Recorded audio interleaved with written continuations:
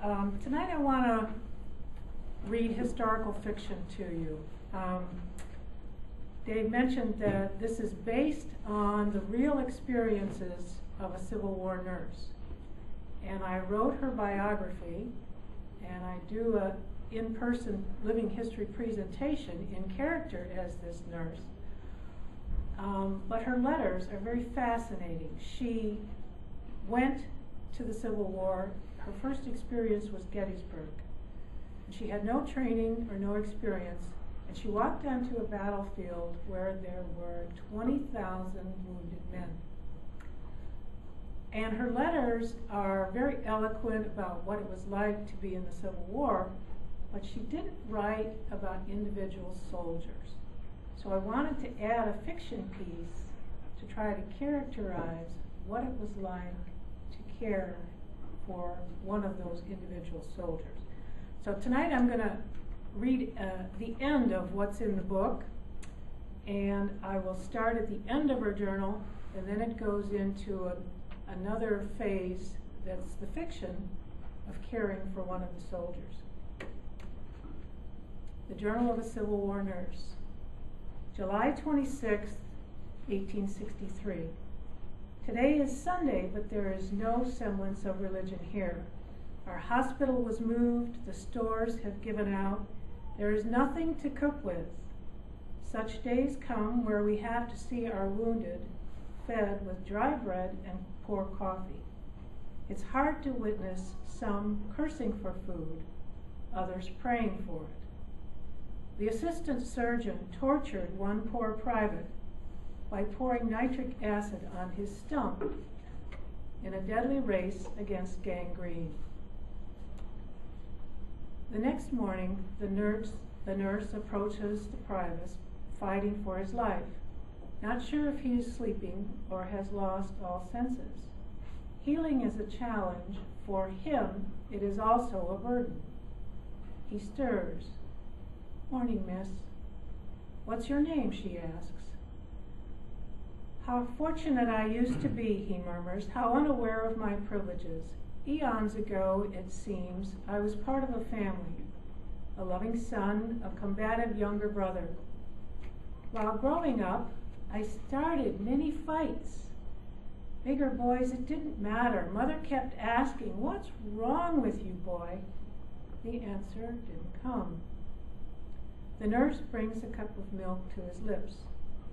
He rejects it. "I never considered the implications of joining the army. What better than to fight for the Union and pulverize secesh? Never stopped to think something couldn't be quickly and easily done. Never counted the reasons not to. Had to get in before the fighting ended." She wonders, did God ordain and conceive this man as a soldier, or did the devil? Now my taste for fighting has turned. He shifts on the mattress filled with leaves and sticks and is powerless to stop himself from crying out. She waits for his pain to settle. "Sorry, miss, I want to be still, but Johnny Reb has done me in." A wry smile alters his mouth. "Funny how I sound like them." With a rebel yell, I scream my way to death. She asks, "Shall I write a letter for you?"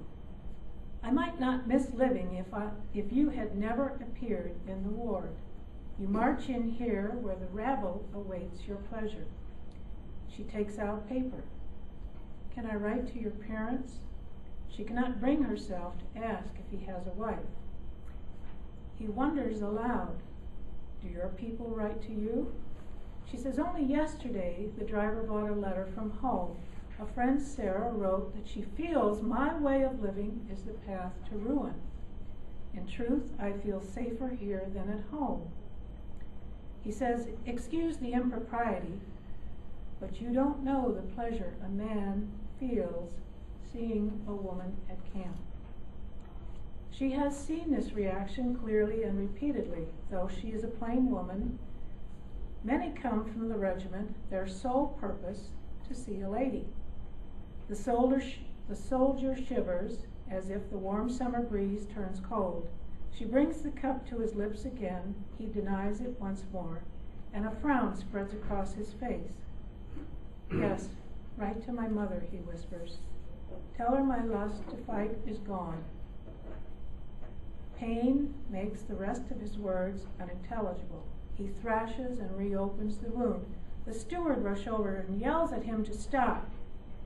With a gentle voice, she provides the means to calm him.